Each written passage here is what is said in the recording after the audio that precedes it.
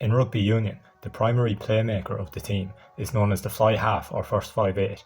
In this video, we will be looking at the greatest number 10s the game has seen and ranking them from 1 through 10. Making the list in 10th place is the Welsh legend Neil Jenkins. Jenkins made his debut for Wales against England in 1991, aged 19. He played for his country for 11 years, scoring 1,049 points in 87 tests, along with 41 more points he scored in 4 tests for the British and Irish Lions during tours in 97 and 2001. His points tally is the 4th most of any player in Test match history, and he was the first player to score 1,000 points at international level, which is a testament to his supreme place-kicking ability. Jenkins was a traditional kicking fly half, which meant he could easily slot into the full-back position as well, which is where he started all 3 games for the Lions against South Africa in 97. While playing as fly half, he developed great distribution skills and was also light on his feet while running with the ball in his hand. He scored a staggering 4,139 points in his 14-year club career, which spanned from 1990 to 2004. Ronan O'Gara played for Ireland from 2000 to 2013 and is the 5th highest point scorer in Test match history with 1,083 points in 128 games. He was also a squad member for 3 Lions tours, making 2 Test appearances. One of the greatest moments of O'Gara's career was when he scored the crucial drop goal against Wales in the final game of the 2009 Six Nations to secure Ireland's first ever Grand Slam, and he is currently the highest point scorer in the history of the Six Nations with 557 points. O'Gara was known primarily as a kicking number 10, being a very reliable place kicker while also being able to set up tries with crossfield kicks or a chip over the defence to a teammate.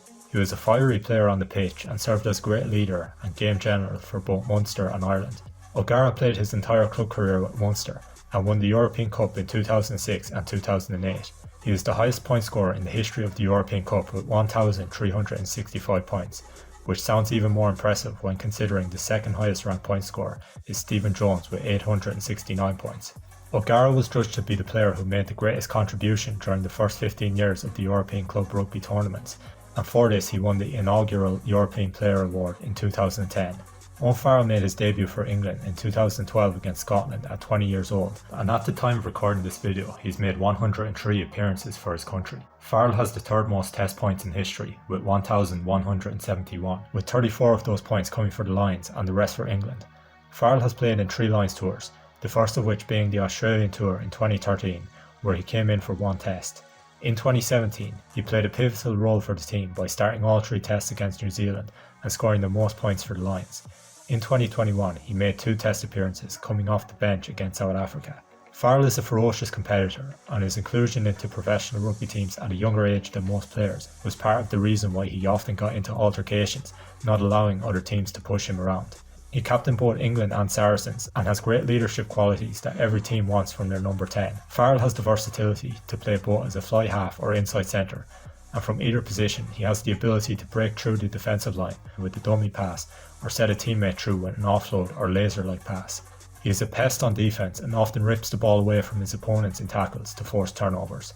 Farrell has played club rugby with Saracens since 2008 and has won the European Cup with them in 2016, 2017 and 2019, and is currently the 3rd highest point scorer in the competition's history with 814 points. He has won the Premiership 5 times with Saracens and has won the Six Nations Championship with England 3 times, including a Grand Slam in 2016.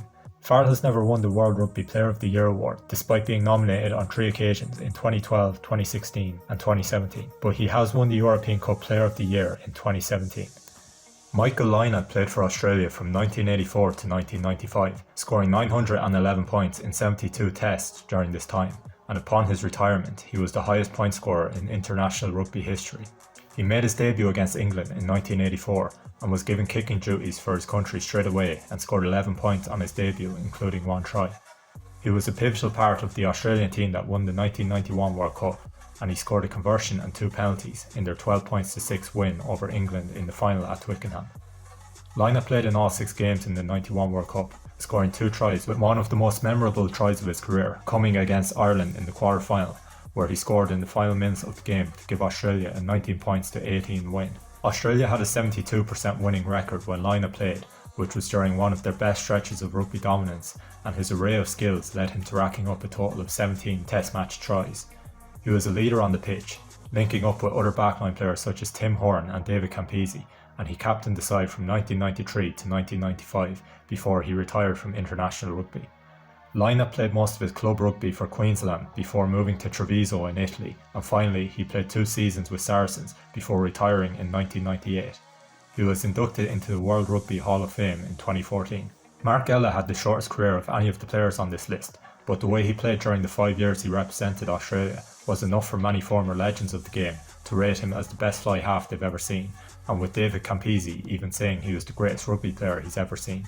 Mark played alongside his brothers Glenn and Gary in the backline for Australia and New South Wales, and the flair they played with drew massive crowds and attention to the games. Mark Ella was one of the best examples of a playmaking fly half that the game has seen, and he used his atypically close positioning to his scrum half to manipulate the opposing team's defensive structure. His main objective was to draw the focus of the opposing players towards himself as much as possible, so that he could create opportunities for his teammates to make a line break from one of his passes. Rather than always trying to move the ball at speed, Ella took time to interpret the positioning of the defence he was facing, and always looked to exploit it using his amazing vision and passing accuracy. Ella made his Test debut against New Zealand in the 1980 Bledisloe Cup, where the Wallabies would defeat the All Blacks in 2 of the 3 games, making it the first 3 Test series victory they had over the All Blacks in 31 years. Ella was made captain of the Wallabies in 1982, and would captain the side a total of 10 times between 1982 and 83. In 1984, Australia toured Britain and Ireland, winning all 4 tests, and Ella was the player of the series, scoring a try in all 4 games. He announced his retirement after the tour at just 25 years old. He was inducted into the World Rugby Hall of Fame in 2013. Jonny Sexton made his debut for Ireland in 2009 against Fiji at age 24 in a game where he scored 16 points, nailing all 7 of his kicks. He is still playing for Ireland as the captain at the age of 37 and is the most important player in the team when it comes to dictating how the team will play. Sexton was in competition with O'Gara for the Ireland number 10 jersey during the first few years of his career, with both players taking turns to start in games at the 2011 World Cup. Up until a few years ago, many people would have said that O'Gara is still the greatest fly half in Ireland's history, but in the last couple of years, Sexton has performed so well that people are starting to put him into the conversation of being the best Ireland player of all time, even ahead of Brian O'Driscoll. Sexton is one of the greatest playmaking fly halves of his generation, and is a great ball carrier with a deceptive sidestep and excellent vision. He is great at instigating set play moves and linking up with teammates on a wraparound pass or a deadly flat pass to assist his teammate in the line break. Sexton won the World Rugby Player of the Year in 2018 and was also nominated for the award in 2014 and 2022. 2018 was a year where Ireland won their second ever Grand Slam, with Sexton's long distance drop goal to win the game in Paris proving to be a crucial moment in keeping the target of Grand Slam alive. Sexton has won 2 more Six Nations trophies while playing for Ireland in 2014 and 2015, and has so far scored a total of 1,043 points for his country in 111 appearances. Sexton has scored 784 points in the European Cup, which ranks him as the 4th highest point scorer ever in the competition's history. He won the European Cup 4 times in 2009, 2011, 2012 and 2018, with his performance in the second half of the 2011 final being lauded as one of the greatest individual performances ever in a rugby final. He scored a total of 28 points in the game, including 2 second half tries, to inspire Leinster to a comeback victory over Northampton after they were 16 points down at half time. Hugo Porta played international rugby for Argentina for 2 decades, with his first cap coming in 1971 and his final cap coming in 1990. He made 58 appearances, scoring 570 points, and captained the team 34 times from 1977 onwards. He was regarded by many as the best fly half of his era, part of which overlapped with the career of Mark Ella, who described Porta as the best fly half he ever played against. Porta was renowned for his kicking abilities, from drop goals and general play to conversions and long-range penalties. He had no weaknesses in his kicking game. He could kick drop goals off both feet. Even if he received the ball in broken play with his back to goal, he could turn in an instant and find the target. His kicking range, unpredictability, and the fact he needed no time in the pocket made him the greatest drop goal kicker ever. With the ball in his hands, he was an elusive player who often weaved past multiple defenders with sidesteps and dummy passes, and was able to start running attacks from deep within his own half. His fearlessness to attack from anywhere and ambition to play an expansive style of rugby truly was a joy to watch. Porta also played 8 times for the South American rugby team, for whom he scored 66 points. The South Americans had a famous victory over South Africa in Bloemfontein in 1982, winning by 21 points to 12, with Porta scoring all points for South America.